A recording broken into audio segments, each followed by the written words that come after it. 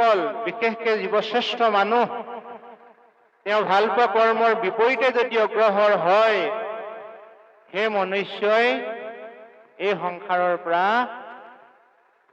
অকাল বিয়োগ হোৱাৰ সম্ভাৱনাই বেছি। গতিকে আমি কিমান কায় কষ্টৰ মাজেৰে, দুখ দুৰ্দশা যাতনাৰ মাজেৰে সংসাৰলৈ আহি আমি বাৰু অকাল বিয়োগ হোৱাটো বিচাৰোঁনে? কেতিয়াও নিবিচাৰোঁ। এই কথাষাৰ কোনে উপলব্ধি কৰিছিল? আমাৰ অগ্ৰজসকলে, আমাৰ জ্যেষ্ঠসকলে, আমাৰ মা দেউতাই, আমাৰ ভকত বৈষ্ণৱবৃন্দই। সেয়েহে তেওঁলোকে আমাক এই ধৰ্মসভাবিলাকৰ যোগেদি তেওঁলোকৰ লগতে ঈশ্বৰৰ কথা শ্ৰৱণ মানে শুনিবলৈ, কীৰ্তন মানে গাবলৈ আমাক লগত লৈ আহিছে। হে মনুষ্যগণ, তুমি যদি সঁচাই জগতৰ ঈশ্বৰক লগ পোৱা কথা ভাবিছা, জগতৰ ঈশ্বৰৰ সান্নিধ্য পোৱা কথা ভাবিছা, জগতৰ ঈশ্বৰৰ কৃপা কৰুণা দয়া লাভৰ কথা ভাবিছা, তেতিয়াহ'লে তুমি এটা কাম কৰা। কি কাম কৰিবা? অ কৃষ্ণক পাইবাৰ জানা, ভকতে বন্ধা, এহি মানে কহে গীতা, ভাগৱত গ্ৰন্থ। হে জীৱশ্ৰেষ্ঠ মনুষ্য, যদি তুমি সঁচাই ঈশ্বৰ কৰুণা কৃপা দয়াৰ কথা ভাবিছা, তেতিয়াহ'লে তুমি কৃষ্ণক পাবলৈ হ'লে ভকতৰ সংগ ল'ব লাগিব, লাগিব, লাগিব। এই কথাষাৰ কোনে কৈছে? এহি মানে কহে গীতা ভাগৱত গ্ৰন্থা। গীতা হৈছে স্বয়ং নিষ্মুখৰ বাণী, কৃষ্ণৰূপী পূৰ্ণব্ৰহ্ম ভগৱন্তৰ, যাক পূৰ্ণকলা বুলি কোৱা হয়। আৰু শ্ৰীমদ ভাগৱত হৈছে ঈশ্বৰৰ বাংময় মূৰ্তি, ঈশ্বৰৰ সমগ্ৰ সত্তা শ্ৰীমদ ভাগৱত শাস্ত্ৰত উল্লেখিত আছে। আৰু গীতা শাস্ত্ৰত শ্ৰীমদ ভাগৱতৰ উল্লেখ যেনেকৈ তত্ত্ব কথা আছে, তেনেকৈ নিষ্মুখৰ বাণী উল্লেখ আছে গীতা শাস্ত্ৰত। গতিকে এই গীতা আৰু ভাগৱত শাস্ত্ৰই কৈছে যে হে মনুষ্যগণ, তুমি যদি ঈশ্বৰ প্ৰাপ্তি হোৱাৰ কথা ভাবা, তেতিয়াহ'লে ভকতৰ সান্নিধ্য ল'ব লাগিব, লাগিব। অনুভৱটো কেনেকৈ গম পোৱা যায়? আমি এটা নিজকে পৰীক্ষা কৰি চাওঁ আহক। ভকতৰ সংগলৈ আহিলে মানুহৰ মন আপোনা আপুনি নিৰ্মল হয়। স্বচ্ছ নিকা, হিংসা কুচুত কপট, এই খিয়লা খিয়লি ভাৱবোৰ, অসূয়া অপ্ৰীতি ভাৱবোৰ আপোনা আপুনি নাশ হৈ যায়। কিয় নাশ হয় জানেনে? সন্মুখত যেতিয়া এগছি চাকি বা এটা বাল্ব জ্বলি থকা যায়, তাত থকা অন্ধকাৰবিলাক নিমিষতে নাশ হোৱাৰ দৰে কৃষ্ণ নাম গুণ য'ত শ্ৰৱণ আৰু কীৰ্তন হৈ থাকে, সেই ঠাইত প্ৰভু ভগৱন্তৰ এটা জ্যোতি নিগৰিত হয়। জ্যোতি, জ্যোতি কেনেকে নিগৰিত হয়? আমি অকণমান গীতা শাস্ত্ৰৰ এটি উদ্ধৃতি লৈ যাব লাগিব। প্ৰভু ভগৱন্তই কৈছে যে এই সংসাৰত ভকত ৰূপত কোনো মানুহ জন্ম হোৱা নাই, সাধক ৰূপত কোনো মানুহ জন্ম হোৱা নাই। যি মানুহে ঈশ্বৰক একান্তভাৱে শ্ৰদ্ধা ভক্তি সেৱা পূজা আদি কৰে, তেওঁৱে হৈছে ভগৱন্তৰ সাধক বা তেওঁ ভগৱন্তৰ একান্ত ভক্ত। গতিকে হে মনুষ্যগণ, তোমৰা হবে মোৰ এই আত্মবাক্যষাৰ এবাৰ মন কৰিবাচোন। অ মোৰ নাম গুণ কথা গৈ পেনে কহে দয়াৰে আকুল শৰীৰে মহে আথে বেথে যাওঁ মই চাপোহনিত দেখিয়া তাহাক মই আনন্দী। কৃষ্ণ ইমান সুন্দৰকৈ উল্লেখ হৈছে যে হে সংসাৰৰ জীৱগণ, মোৰ গুণনামৰ কথা কোনো জীৱশ্ৰেষ্ঠ মনুষ্যই যদি গোপনভাৱেও লয়, তেওঁৰ প্ৰতিও মই সদয় হওঁ। কিন্তু আজি আমাৰ মাজত অগণন ভকত আই আছে, কোনোবাই গোপনভাৱে ল'বলৈ ভবা নাই, স্বতঃস্ফূৰ্তভাৱে এটা নিৰ্মল মন লৈ আহিছে ঈশ্বৰৰ নাম ল'বলৈ। গতিকে গোপনভাৱে ল'লেও যদি তেওঁ কৃপা কৰে, স্বচ্ছ নিকা নিৰ্মলভাৱে ল'লে তেওঁ কৃপা কৰিব কৰিব কৰিব। এই আত্মবাক্যকে আমি বিশ্বাস কৰি আজি আমি এই নামঘৰলৈ আহিছো। আৰু এই নামঘৰত শ্ৰীমদ ভাগৱত শাস্ত্ৰত প্ৰথম স্কন্ধৰ পৰা দ্বাদশ স্কন্ধলৈকে কেৱল ভগৱন্তৰ গুণনাম আৰু ভকতৰ গুণনাম, এই দুটা কথাহে ইয়াত উল্লেখ আছে দেই। ভগৱন্তৰ গুণনাম আৰু ভকতৰ গুণনাম। এটা প্ৰশ্ন আহিব পাৰে, ভগৱন্তৰ গুণনামত ভকতৰ গুণনাম কি প্ৰয়োজন আছে? কাৰণ ভগৱন্ত ভকত বৎসল। ভগৱন্ত যদিও ঈশ্বৰ, ভগৱন্তই ভকতৰ আজ্ঞা পালন কৰে।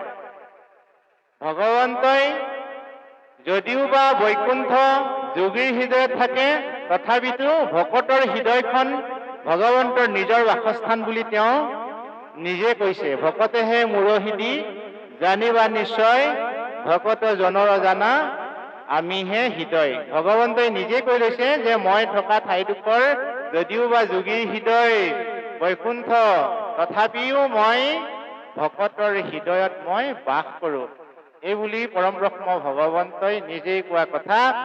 আৰু সেইবাবে এই শ্ৰীমদ ভাগৱত শাস্ত্ৰত ভগৱন্তৰ গুণনাম আৰু ভকতৰ গুণনাম ইয়াত সন্নিৱিষ্ট কৰা হৈছে। এতিয়া আমি বিষয়বস্তুৰ ভিতৰচোৱালৈ যদি আগবাঢ়ো, তেতিয়াহ'লে আজি আমি ইয়াত গম পাম যে ভগৱন্তৰ এজন একান্ত ভক্তৰ জীৱন প্ৰণালী কথা আমাৰ সন্মানীয় পাঠকীদ্বয়ে ইয়াত পাঠ কৰি আছে।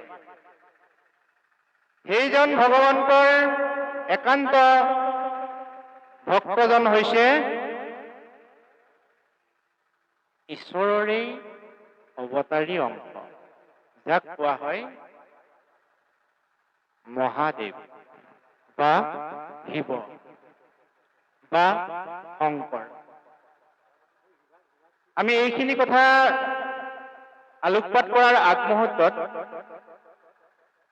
আমি এষাৰ কথা অকণমান আকৌ জানি লওঁ। এই বিশ্বব্ৰহ্মাণ্ডৰ স্ৰষ্টা দ্ৰষ্টা নিয়ন্তা জগতৰ ঈশ্বৰ নাৰায়ণ বুলি আমি পূৰ্বতে আলোচনা কৰিছো যদিও, সেই নাৰায়ণেই বিশ্বব্ৰহ্মাণ্ড সৃষ্টিৰ কাৰণে ব্ৰহ্মা নাভি কমলৰ পৰা সৃষ্টি কৰোৱাইছে, আৰু সেই জীৱসকলক পালনৰ অৰ্থে তেওঁ বিষ্ণু ৰূপে অৱতাৰ হৈছে, আৰু এই জীৱসকলক সংহাৰ কৰিবৰ কাৰণে তেওঁ মহেশ্বৰ ৰূপেৰে অৱতাৰ হৈছে। অৰ্থাৎ ব্ৰহ্মা বিষ্ণু মহেশ্বৰৰ ঊৰ্ধত হৈছে জগতৰ ঈশ্বৰ পৰম ব্ৰহ্ম ভগৱন্ত। এতেকে এই জগতৰ ঈশ্বৰ পৰম ব্ৰহ্ম ভগৱন্তক আপুনি মই যে অকল ভজনা কৰিছো এনে নহয়। আমাৰ সংসাৰত আমি যে যাক পূজা কৰো দেৱীসকল, আমি যে যাক পূজা কৰো দেৱতাসকল, এই দেৱতাসকল আৰু দেৱীসকল তেওঁলোকেও জগতৰ ঈশ্বৰক আপোনাৰ মোৰ দৰেই পূজা সেৱা কৰে। এটা প্ৰশ্ন আহিব পাৰে যে দেৱতা হৈ বা দেৱী হৈনো ভগৱানক পুজিব লাগেনে? এই কাৰণেই তেওঁলোকে পুজিব লাগে, আমি যেনেকে মায়াৰ পাশত আবদ্ধ হৈ আছো, দেৱতাসকল বা দেৱীসকলেও বোলে ঈশ্বৰৰ মায়াৰ পাশত আবদ্ধ হৈ আছে। গতিকে মোৰ ওচৰত 1 লাখ টকা নায়েই, কিন্তু আপুনি মোক 1 লাখ টকা বিচাৰি আছে, মই ক'ৰ পৰা দিম কওকচোন? মোৰ ওচৰত যিটো সামৰ্থ্যই নাই, সেই বস্তুটো আপুনি যদি মোক বিচাৰি থাকে, মই বাৰু সেইটো দিব পাৰিমনে?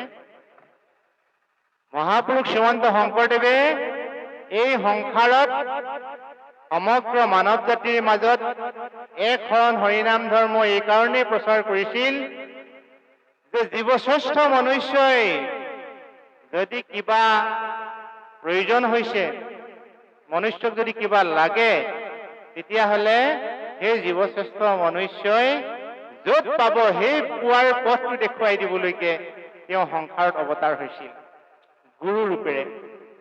অৰ্থাৎ অনাদি অনন্ত পৰম ব্ৰহ্ম ভগৱন্তৰ বাদে আপোনাক মোক কৃপা কৰোণা দয়া কৰিব পৰা কোনো দেৱতা বা দেৱী এই বিশ্ব ব্ৰহ্মাণ্ডত নাই বুলি কৈছে। কেনেকে কৈছে? মাধৱদেৱৰ এষাৰ প্ৰাৰ্থনা আপুনি মই শ্ৰীমুখে নিগৰিত কৰিলেই কথাখিনি স্পষ্টভাৱে ওলাই যাব। দিয়ক হাতযোৰ কৰি অকণমান প্ৰাৰ্থনা এটি গাওঁ। ব্ৰহ্মায়াদি কৰি জীৱ জগত ৰাম ৰাম ৰাম ৰাম ৰাম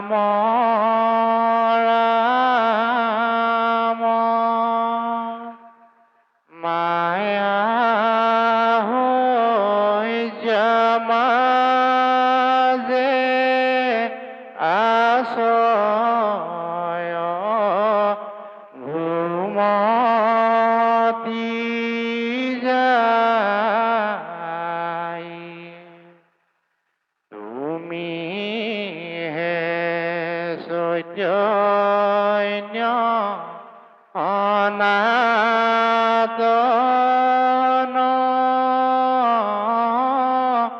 ৰাম ৰাম ৰাম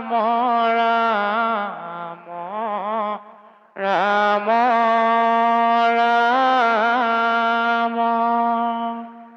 আমি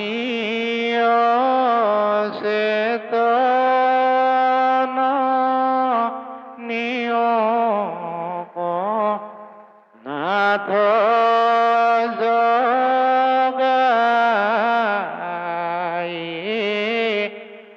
আমি অচেতন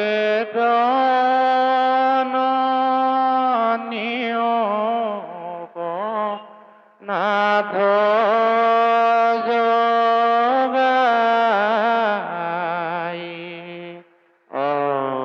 হৰি এতিয়া চাগে আমাৰ বুজিবলৈ বাকী নাথাকিল, নহয়নে? দেৱতাসকলৰ ভিতৰত আটাইতকৈ শীৰ্ষত থকা দেৱজনৰ নামেই হৈছে ব্ৰহ্মা। ব্ৰহ্মাকে আদি কৰি যিমানবিলাক দেৱতা বা দেৱী আছে, সকলোৱে বোলে মায়াৰ পাশত আবদ্ধ হৈ আছে, আপোনাৰ মোৰ নিচিনা। আমি যেনেকে মায়াৰ পাশত আবদ্ধ হৈ আছো, তেনেকে দেৱতাসকলো বোলে মায়াৰ শয্যাত ঘুমতি গৈ আছে। এজন ল'ৰাই মাকক ক'লে যে মা, মই কালিলৈ স্কুললৈ 8 বজাতেই যাব লাগিব, তুমি মোক 7 বজাতেই জগাই দিব লাগিব দেই, নহ'লে যে মই সাজু হ'ব নোৱাৰিম, খাই বৈ গা পা ধুই ওলাই যাওঁতে অকণ সময় লাগিব, গতিকে তুমি মোক 7 বজাত জগাই দিবা। যেতিয়া মাকক বা দেউতাকক দায়িত্ব দিছিল, তেতিয়া মাক দেউতাকে দায়বদ্ধ হ'ল যে মোক বোপায়ে 7 বজাত জগাই দিবলৈ কৈছে, গতিকে তেওঁক জগাই দিয়াটো মোৰ দায়িত্ব, নহয়নে বাৰু? ল'ৰাটোৱে যিহেতু মাকক বা দেউতাকক দায়িত্ব দিছে যে মা তুমি মোক কালিলৈ 7 বজাত জগাই দিবা, কাৰণ মই 8 বজাৰ লগে লগে স্কুল পাবগৈ লাগিব। নিশা মাক বা দেউতাকে সাৰ পোৱাৰ লগে লগে মনত এটাই দোলা দিছে যে মই ল'ৰাটোক 7 বজাৰ লগে লগে জগাই দিব লাগিব। সেইটো কোৱা হয় দায়িত্ব। তদ্ৰূপ আমি সংসাৰৰ জীৱবিলাকে ভগৱন্তক সেই দায়িত্বটো দি দিব লাগে যে হে প্ৰভু, এই ল'ৰাটোৱে যেনেকে মাক দেউতাকক কৈছিলে যে মা তুমি মোক 7 বজাৰ লগে লগে জগাই দিবা, অৰ্থাৎ প্ৰভু তুমি মোক জীৱনটো সুখময় মধুময় জ্যোতিময় কৰিবা।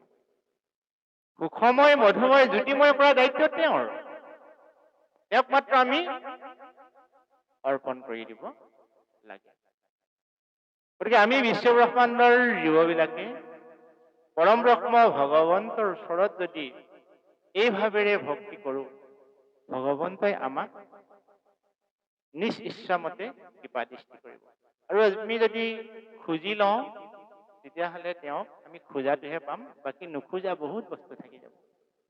সেইকাৰণে এই বিশ্বব্ৰহ্মাণ্ডত পূজনীয় দেৱবিলাকৰ ভিতৰত জগতৰ ঈশ্বৰেই শ্ৰেষ্ঠ জ্যেষ্ঠ, এই কথাষাৰ মহাপুৰুষ শ্ৰীমন্ত শংকৰদেৱে আমাৰ সমগ্ৰ মানৱ জাতিৰ মাজত বুজাই থৈ গ'ল। কিন্তু এটা সাৱধান বাণী দি থৈ গ'ল, হে নৰগণ, হে মনুষ্যগণ, নিনিন্দিবা নিহিংসিবা।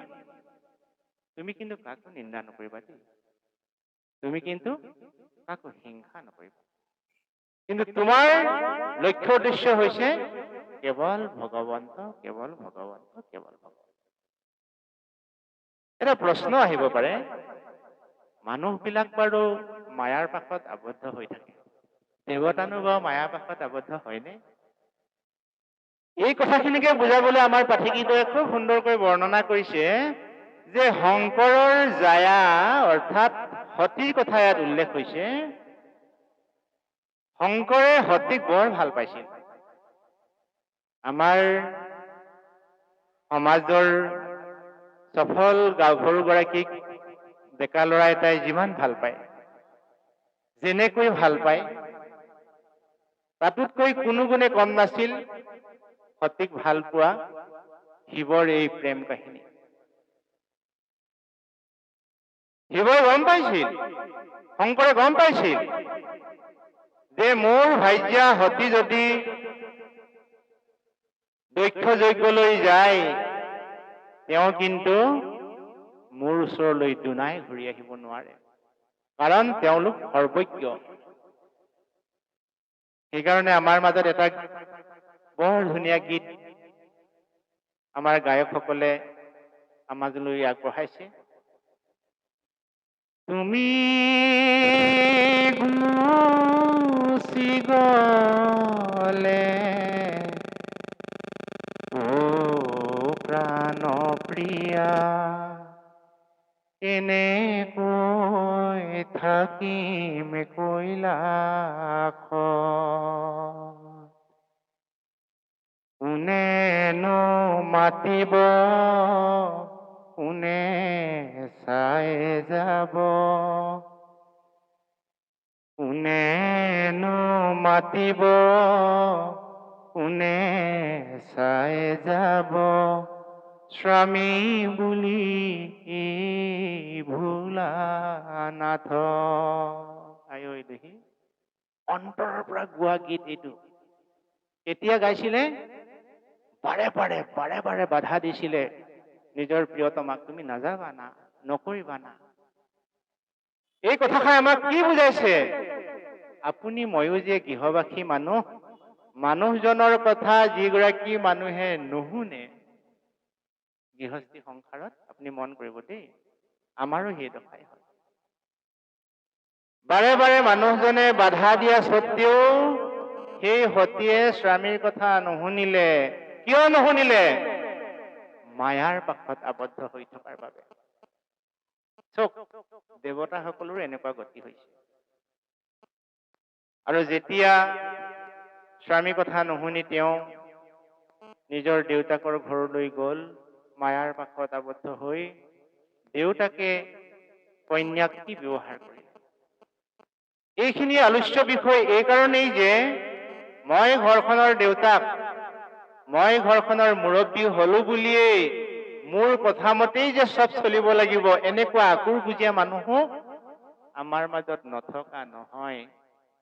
মোৰ ল'ৰাটো যেতিয়া বয়স হৈছে, মোৰ ছোৱালীজনী যেতিয়া বয়স হৈছে, জ্ঞান হৈছে, মই তেওঁলোকৰ লগতো আলোচনা কৰিব লাগিব। কাৰণ গৃহস্থী ঘৰ এখন সফলতাৰ শিখৰত আগুৱাই যাবলৈ হলে আলোচনাৰ অবিহনে কদাপি সম্ভৱ নহয়। কিন্তু দেহি বেয়া লাগেও, আমি সিদ্ধান্তবিলাক নিজেই নিজেই লওঁ। মই দেউতাক হিচাপে মই মোৰটোহে হ'ব লাগিব বুলি ভাবোঁ। মাক হিচাপে মাকে নিজৰটোহে হ'ব লাগে বুলি ভাবে। ঘৰৰ ডাঙৰ ল'ৰা হিচাপে মই মোৰটো হ'ব লাগে বুলি ভাবোঁ। ছোৱালী হিচাপে মই মোৰটো হ'ব লাগে বুলি ভাবোঁ। যাৰ কাৰণে আমাৰ মাজত সফলতাৰ দেউনাত আমি উত্তীৰ্ণ হ'ব নোৱাৰো। গতিকে ধৰ্মশাস্ত্ৰই কৈছে যে হে মনুষ্যগণ, এই বিশ্ব ব্ৰহ্মাণ্ডত তুমি যদি এজন সফল মানুহ হ'ম বুলি ভাবিছা, তেতিয়াহ'লে তুমি প্ৰথমতে তোমাৰ ঘৰখন সুন্দৰ কৰা। ঘৰখন দেই, আমাৰ মা দেউতা ককাই ভাই আত্মীয় স্বজনৰ ঘৰখন। গৃহস্থিৰ সম ধৰ্ম সংসাৰ নাই, নিয়ম সংযমে মাথো থাকিবা সদায়। মহাপুৰুষ গুৰু শ্ৰীমন্ত শংকৰদেৱে আমাৰ যুৱসকলৰ কাৰণে বাৰ্তা দিছে যে গৃহস্থিৰ সমধৰ্ম সংসাৰত নাই। এই বিশ্ব ব্ৰহ্মাণ্ডত আটাইতকৈ ডাঙৰ ধৰ্ম হৈছে গৃহস্থী সংসাৰ। ইয়াতকৈ ডাঙৰ ধৰ্ম সংসাৰত নাই। কিন্তু যিসকল ব্যক্তিয়ে নিয়ম আৰু সংযম পালন কৰিব পাৰে, সেইসকলৰ কাৰণেহে গৃহস্থী সংসাৰখন শ্ৰেষ্ঠ। কথাটো মন কৰিলেনে? মোৰ অনুজসকলে বিশেষকে মন কৰিবা। নিয়ম সংযম যি মনুষ্যই পালন কৰিব জনা নাই, শিকা নাই, চেষ্টা কৰা নাই, সেই মনুষ্যই গৃহস্থী সংসাৰত সফলতা অৰ্জন কৰিব নোৱাৰে। গৃহস্থী আকৌ দুখন আছে পায়। এখন গৃহস্থী হৈছে আমাৰ ঘৰুৱা পৰিৱেশ, আৰু এটা গৃহস্থ হৈছে আমাৰ এইখন ঘৰ। এই দেহাটোৱে এটা গৃহস্থ। ভক্তি ধৰ্মই আমাক দুটা ধাৰেৰে কথাবোৰ কয়, এক ব্যৱহাৰিক দিশ আৰু আভ্যন্তৰীণ অৰ্থাৎ ভিতৰৰ। আমি ব্যৱহাৰিক দিশৰ পৰা ভিতৰৰ চোৱালৈ এবাৰ আহোঁ। এই ঘৰখনৰ আত্মীয় স্বজন কোন, পৰিয়ালত কোন কোন আছে? এইখন ঘৰত পৰিয়ালত কোন কোন আছে? ভৰিৰ পৰা মূৰলৈকে এই অংগ প্ৰত্যংগ বিলাক আছে। ঘৰখনৰ মুৰব্বী কোন? আমাৰ ঘৰৰ যেনেকে এজন মুৰব্বী থাকে, দেউতা, নহয়নে বাৰু? বা মা। ঠিক এইখন ঘৰৰ এই দেহাটোৰ মুৰব্বী কোন? দেহাটোৰ মুৰব্বী হৈছে মন। মোৰ নামটো অৱশ্যে মন মাউত। সেইটো বাৰু মোৰ ঘৰুৱা নাম। মা দেউতাই মৰমতে মন বুলি ৰাখিছিল। কিয় ৰাখিছিল নাজানো। কিন্তু আমি যে যিমান পৃথিৱীত মানুহ আছো, সকলোৱে আমাৰ এটা এটা মন আছে, মন। এই মনটোৱে হৈছে এই দেহাটোৰ মালিক। ঘৰখনৰ যেনেকে এজন মালিকজন হিচাপী, মিতব্যয়ী, শিষ্টাচাৰী হলে ঘৰখন যেনেকে সফলতাৰ শিখৰত যায়, এইখন ঘৰৰ মুৰব্বীজনো শিষ্টাচাৰী হব লাগিব। এইখন ঘৰৰ মালিকজন যদি অশিক্ষিত হয়, নহব দেই।